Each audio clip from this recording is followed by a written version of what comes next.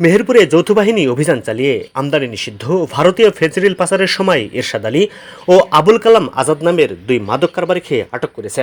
আজ শুক্রবার ২০ সেপ্টেম্বর সকালে এই অভিযান পরিচালনা করা হয়। ঘটনাস্থল থেকে উদ্ধার করা হয়েছে ১০০ বোতল ফেন্সিডিল এবং জব্দ করা হয়েছে একটি সিএনজি।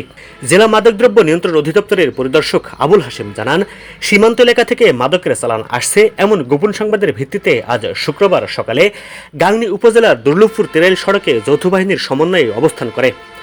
ওই সময় সড়ক দিয়ে একটি সিএনজি আসলে সেটি থামানোর চেষ্টা করলে সে দ্রুত পালিয়ে যায়।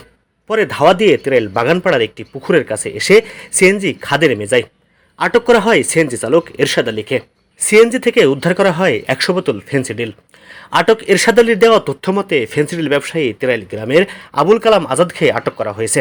মাদকদ্রব্য নিয়ন্ত্রণ আইনে মামলা শেষে তাদের কারাগারে প্রেরণ করা হবে বলেও জানান তিনি।